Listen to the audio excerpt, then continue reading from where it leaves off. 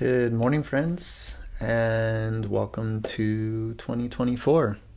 The real 2024, I consider yesterday was the mark of the new year with the spring equinox. And for those of us who are not as familiar with the sun and its movements, basically we just spent half of the year where the sun was below the equator, and now it's just past the point going north again. So the sun's returned. The shortest day of the year was marked by the winter solstice, and now we're halfway in between the winter solstice and the summer solstice.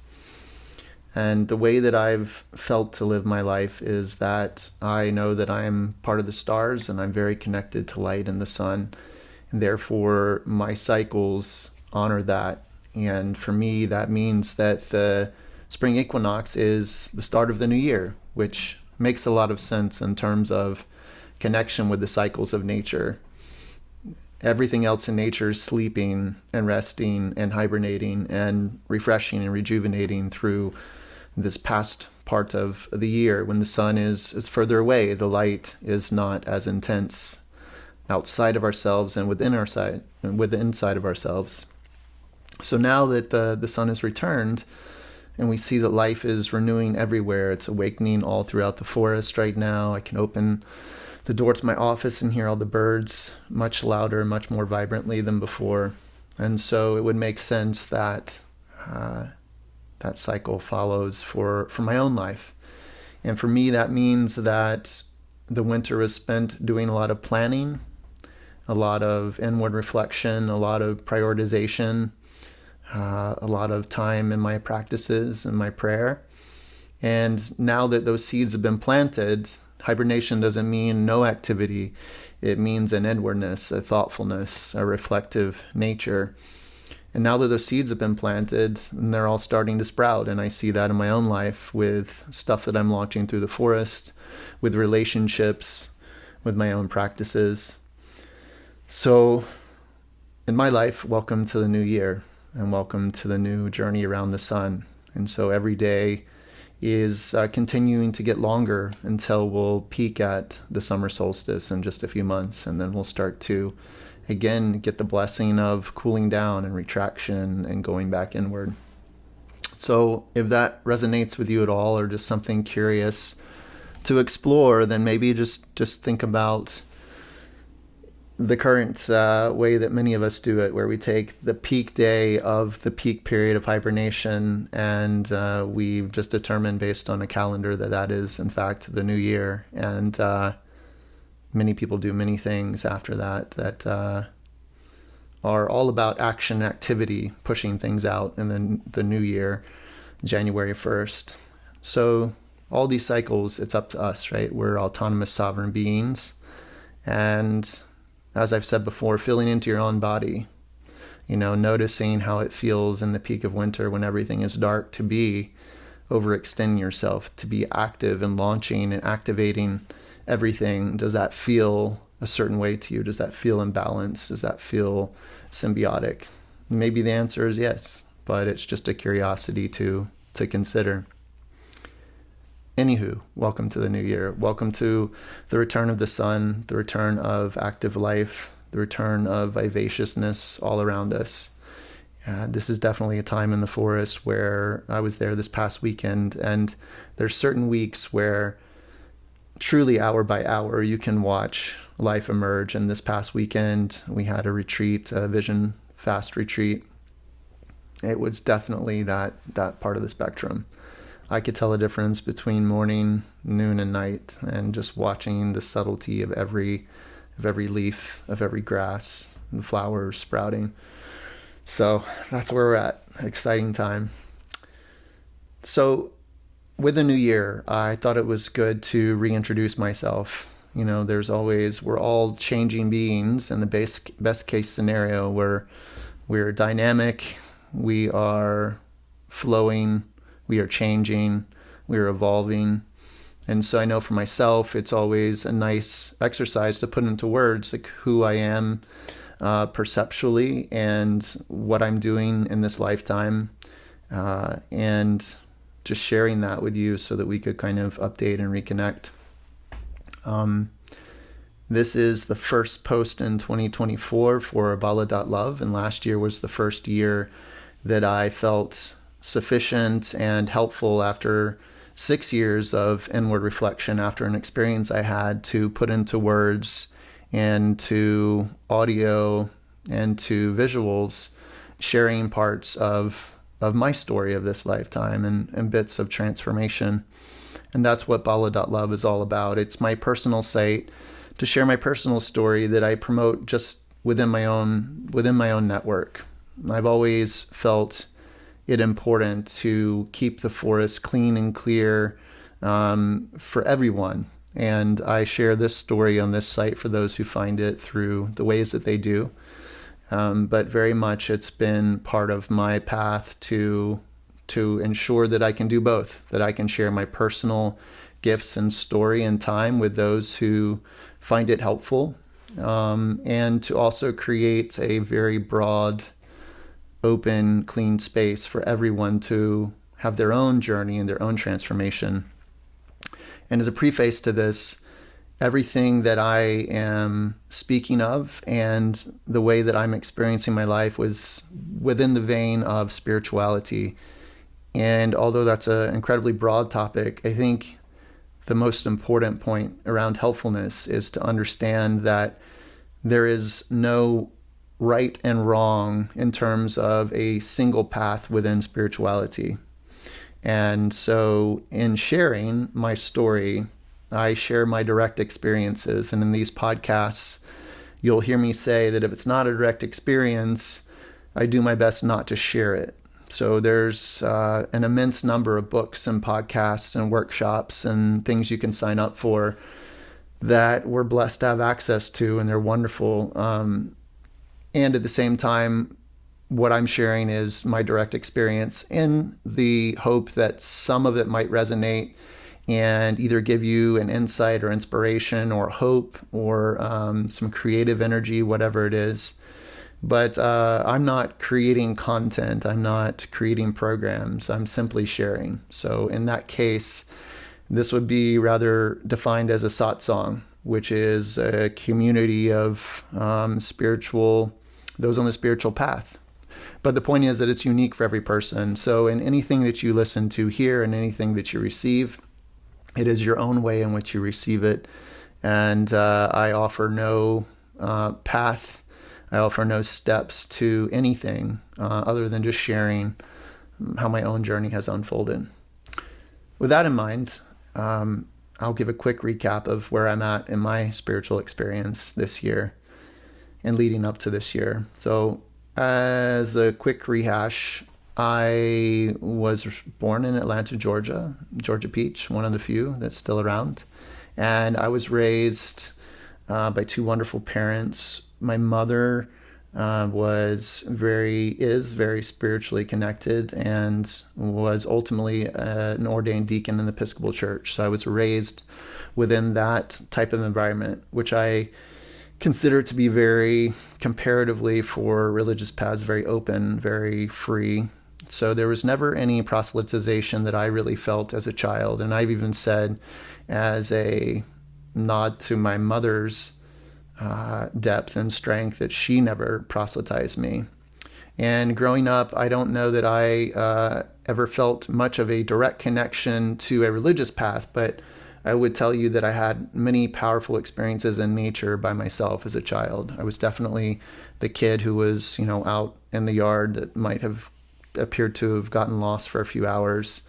And so I felt very directly connected to things that were far beyond me.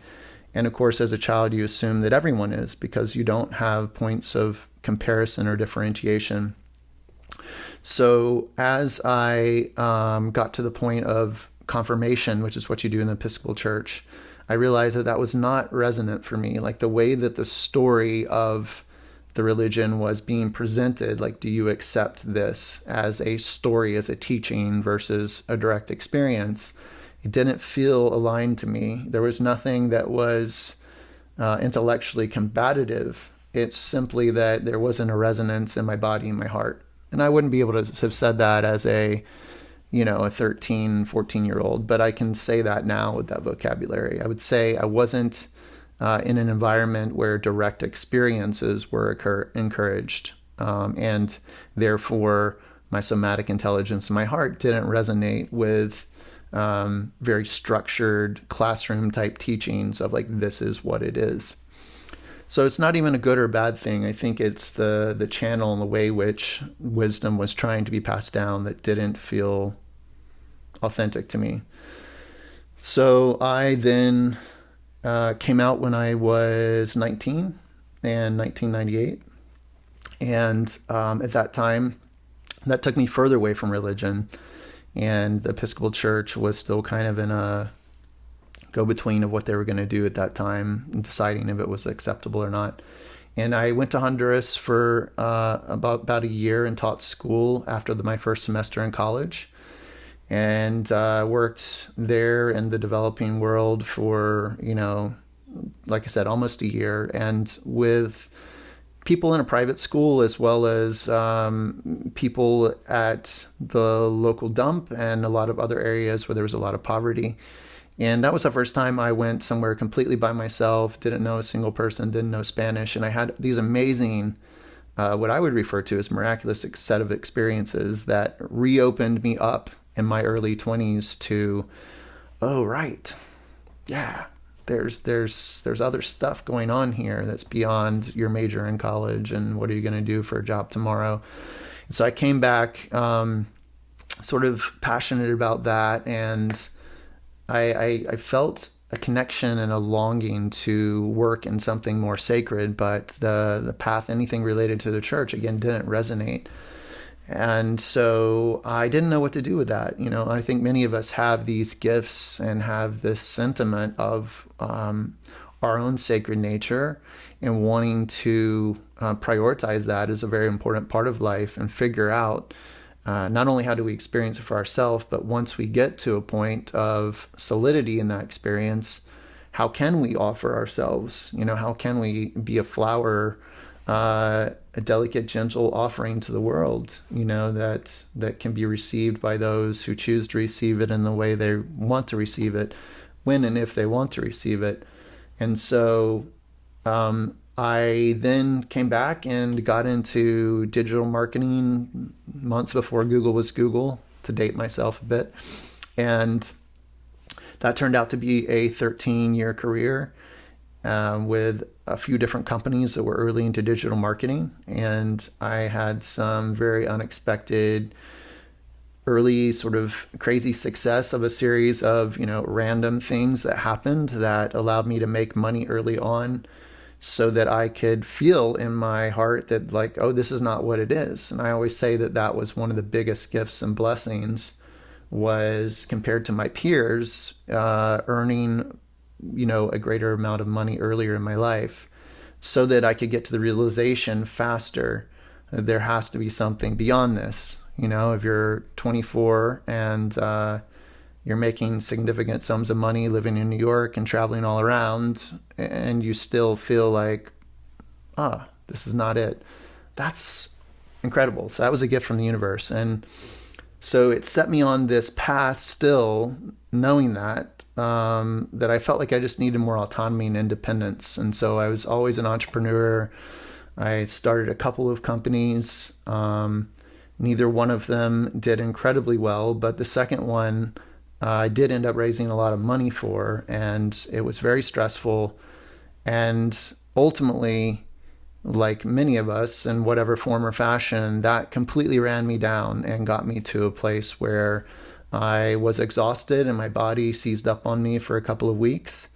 And in that moment, I just had an intellectual surrender. There was like this moment laying on the couch, incapacitated, looking at everything around me and feeling the weight of it, and just going like, I can't do this. It wasn't even I won't. It was, I cannot continue on in this way.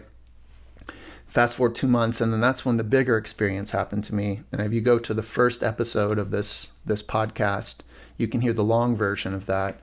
But the short version is that completely unexpected, not having been on a spiritual path overtly, there was this moment where there was this knowingness inside of me. And I would say a voice that said, sit down and meditate, having never meditated in over a decade, a little bit of meditation in New York. And when I sat down and closed my eyes, it was one of those light switch, instantaneous moments where everything shifted and changed. And there was this massive expanse of energy, which I somehow intuitively, somatically knew was also part of me.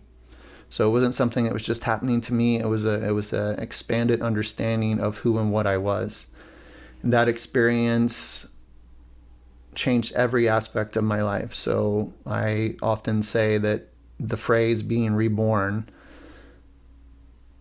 made total sense after that experience, because I had to relearn all my preferences. So again, was not considering vegetarianism or veganism, never touched another piece of meat after that experience.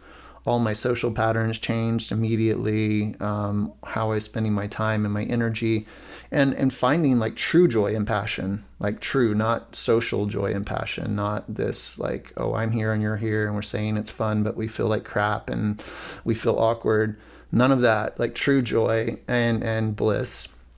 And going back into those inauthentic situations for myself and seeing it blatantly clear in my body, my somatic intelligence so amped up that I couldn't deny it, right? So all these things, there was no longer the ability to deny them.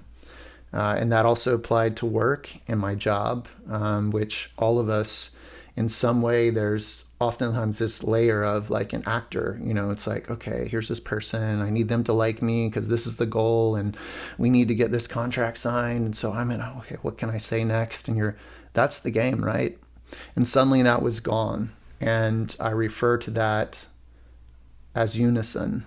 There was a unification of parts of myself that many of us kind of have different parts that are compartmentalized. And we sort of jump in and out of those. And I was doing that in a significant way. And maybe there was a little bit of conscious awareness of it, but not a lot. And so suddenly I could feel and I could see how heavy that was and how much energy it was sapping all the time to jump between those masks and those roles. And that suddenly was gone. So the unification was there, but again, it all happened instantly. So there was no working into it, which made it very scary. So that first year was very hard, and that's what a lot of these initial podcasts talk about. Ultimately, after a much longer journey in Encinitas and India and Africa, I, through some very unexpected turns of events, got to spend time with Ram Dass while he was still in his body, and found my spiritual home in Ram Dass and Neem Karoli Baba. This was the person who made Richard Alpert, the Harvard-Stanford professor, Richard Ram Dass. And so if you want to know more about them, you can go to ramdass.org. I recommend the Here and Now podcast. Try to get up to episode 5, and you'll understand all about that story and who's Ram Dass and who's Maharaji. But the point is, after doing lots of practices and experiences and meeting beings, I found my spiritual home there. And so I would say that now I consider myself a devotee of Neem Karoli Baba, who was an Indian saint who was in his body until 1973. And he had no myopic structured teachings. He knew everything about everyone. And if you doubt what that means, you can listen to podcasts. You can look up Neem Karoli Baba and listen to thousands and thousands. Yes, thousands of stories of people who were in his presence, and he would just know everything about your life. Not because he was a mind reader or a trickster, it's because he was you. So it was almost like he was talking to himself. And so in that sense, he didn't need to give people, here's the universal instructions. It was very much like, you need to do this, don't do that, more of this, less of that. And it might be opposite for other people sitting next to each other. But his 3 things were to love everyone, serve everyone, remember God, and tell the truth. So I guess that's 4 things, not 3.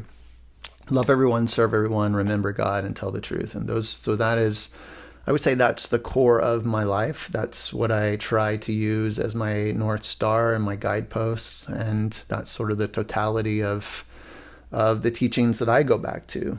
And he was in India, and he's considered an Indian saint, but he would also laugh at the idea that there was any separation between any religions or any spiritual beings. So he would talk about Jesus all the time. He would talk about Buddha. And he would encourage people based on where they were from and their traditions to connect to those energies and those stories. And so what I would tell you is that after I connected into that and had, for the first time in my life, a very direct personal relationship with a being like that, having thought that that was impossible or silly before that moment, after I was able to step into that, and I've had a daily practice, since 2018 in terms of like daily, every day. And so in doing my practices every morning and having that foundation of courage based in this relationship and based in the very solid foundation that I've created from my practices over a period of time, it's allowed me to live more courageously. And what that means is that I can know the truth of my heart and I can act on it. And I can listen to that above my mind. And that's really the only difference between someone who knows what courage is and someone who lives courageously. It's simply just knowing the truth of your heart. And once you know it, then you just do that. And, I say that in other podcasts, and it's really actually that simple, and it's that hard. And it's like saying enlightenment is easy for those who have no preferences. Just have no preferences, and you can be completely clear and clean and, but simple explanation, very hard in terms of our experience in a body in this realm. So that background, that sort of path, that spiritual experience that happened to me at the end of 2017, and then ultimately connecting this into my own daily practices and finding my spiritual home, that's led to me listening to the message, Get a Forest for Healing. And that's led to me letting go a lot of my protections and my assets and my stories to make myself more vulnerable, to allow energy to pass more freely, to allow people to come and go more freely, and to know that I'm safe and I'm loved and protected.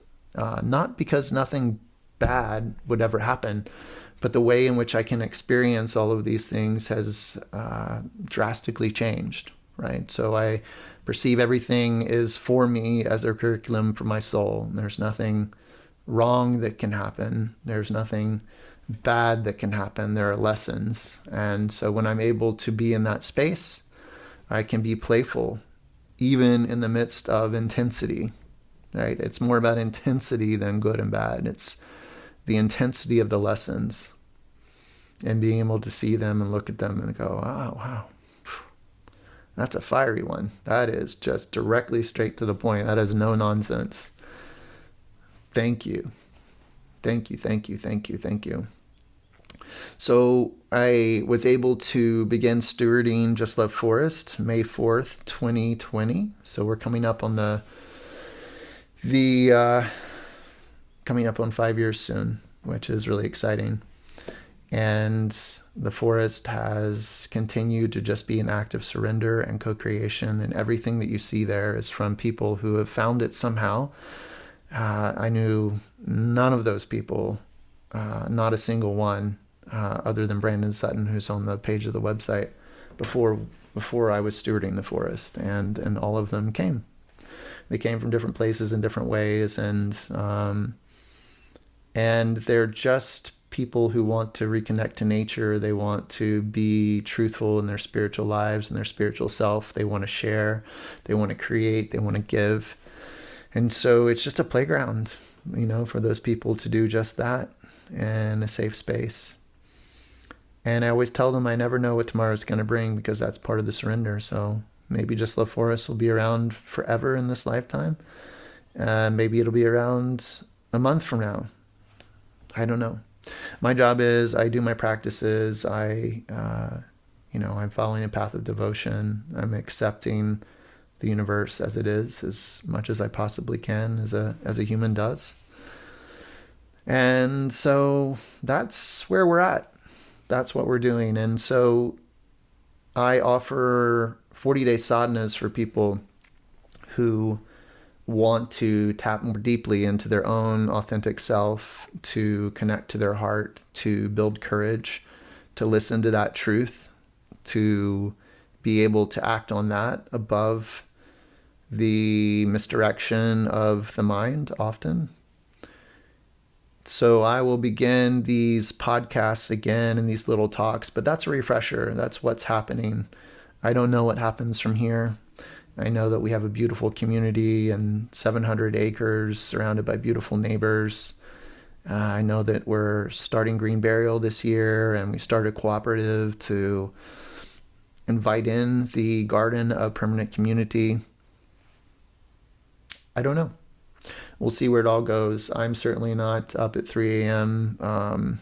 Behind a spreadsheet making up a bunch of nonsense about a 5-year plan like I used to, because that's in fact not the way that the universe works. So it's a fun experiment, life. You got to stay in the playfulness. You got to stay in the creativity. You've got to stay in the mystery. It's like, don't miss out on that. If this resonates with you and you want to hear more about 40-day sadhanas, I'll probably talk the next one again, reminding people about what sadhana is and how it works. I've got a few different reviews I recorded from people who went through the experience last year that I'll continue to post those. So yes, if you want to work with me directly, I will be offering a handful of these sadhanas this year in the midst of everything going on with the forest. So please reach out. Please feel free to offer me your questions. I'm always happy to encourage anyone on their spiritual path as best that I can, from what I've experienced, from the beings that I've met, from the books that have come across my path. So please don't hesitate to reach out. Don't ever assume I'm too busy. It doesn't mean that I will be or I won't be, but don't create the story that I'm not accessible or that I wouldn't have time to be able to spend with you. Like, please reach out, because this is devotional service, and I believe that anyone who crosses my path is meant to as a gift and as a teaching. So I invite that and I encourage it. So wishing you all well in your journeys this year. Welcome to your new year, regardless if you acknowledge it that way or not. May the sun feed your path, and may you sprout lots of beautiful new things in this one more journey around our beautiful star. Lots of love to you all.